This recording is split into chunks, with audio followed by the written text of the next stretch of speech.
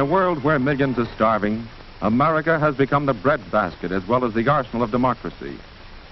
Our farmlands and ranges must produce more food than ever before to supply our own needs and to help our fighting allies.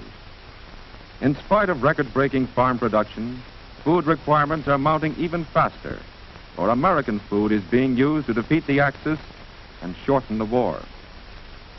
Americans not in the armed forces will get less of the common foods to which they are accustomed. But by rationing, by sharing what we have, and by using our food supply wisely, our nation at war can still support a healthy, active people.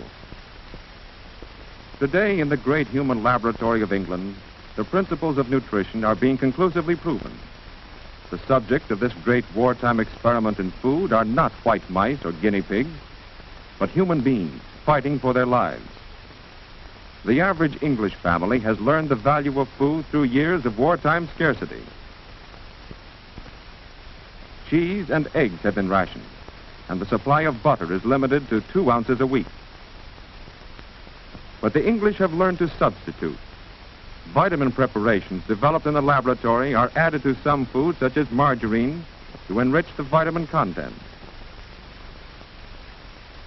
Foods such as the English wheatmeal loaf, dried peas, beans, and cereals have been recognized as nerve conditioners at a time when iron nerves are needed most. Vitamin B foods supply physical energy not only for those in combat duties, but also for English industrial workers who are turning out the weapons of war with the enemy only 20 miles away. Desk workers, also under strain, need energy foods too. Vitamin D foods such as margarine, herring, and sardines are widely used by adults in England. Cod liver oil and milk are distributed in special rations for children only. Imported fruits and vegetables are seldom seen in English markets, but fresh vegetables are grown in victory gardens everywhere.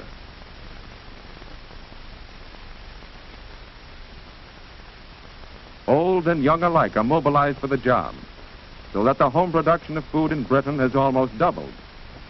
Since the outbreak of the war, 6 million additional acres of English soil have been put under cultivation. No patch is too small to start growing. Soldiers, when off duty, tend their own little plots in the shadow of their guns. For them, food is ammunition. A part of the food grown in English victory gardens is contributed to community kitchens, where balanced, nutritious meals are prepared for all.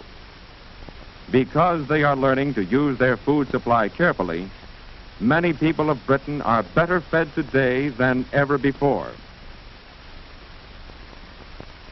We in the United States have not had our food supplies bombed, burned, or torpedoed.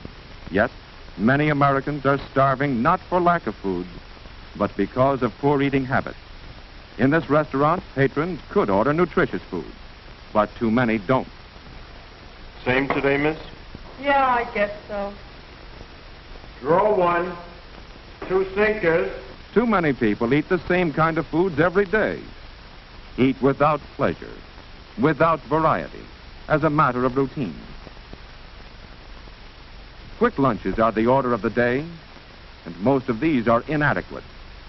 Malnutrition resulting from habitual poor diet saps the strength of American manpower. Inefficiency results. In many cases, production has been slowed down because of layoffs and illness among workers who lack the physical stamina that good foods can build. A large proportion of defense workers suffer from unsuspected physical defects associated directly or indirectly with malnutrition. The strain of long, hard hours of work has increased the number of breakdowns. In Army induction centers all over the nation, examining doctors found rejectees starved for the foods to give them the steady nerve, the clear eye, the strength of bone and muscle to fight and win a war. Today, through the work of government and other agencies, millions of American workers are learning the simple facts of proper diet in a nationwide nutrition program. Dr. Thomas Parent, Surgeon General of the United States Public Health Service. Good nutrition and good health are inseparable. No one can do his full part in the war effort without good health. Realizing this fact, government agencies have joined in a national nutrition program and are working with your state, county, and city nutrition committees in their attack on local nutrition problems. You can help just by helping yourself to the right food. Make a real effort to choose a nutritious diet every day. To do this, every citizen should have a down-to-earth working knowledge of modern nutrition. Resolve now to study the daily nutritive requirements recommended by the National Nutrition Program. Study, too, the nutritive values of the many foods now available. You can be well nourished by planning your daily diet carefully, by using wisely the many nutritious unrationed foods, and by using your full share of ration foods. Every one of us must do this, for today we have no choice. War demands that no one waste food. War demands that we use the good foods available to us to build an armor of health. Appetite alone is not a safe guide to good nutrition. To teach the simple facts of good eating, public nutrition classes have been set up in churches, schools, and factories. With wise planning, good meals can be had at low cost. American women are learning how to prepare foods with greatest economy, with least waste of vitamin content, and how to substitute the foods we have for the foods we can't get. Above all, experts on food emphasize the importance of balanced diet, in which variety is essential.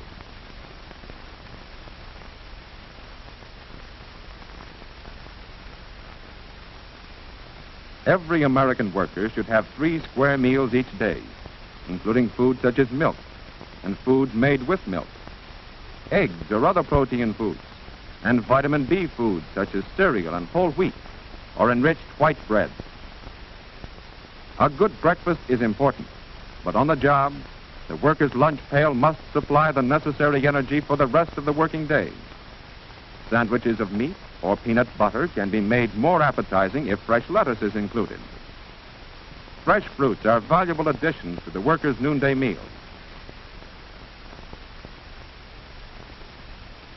In the evening, chicken, fish, liver, or sweetbreads are excellent main dishes, with green leafy salad and cooked vegetables such as peas or carrots.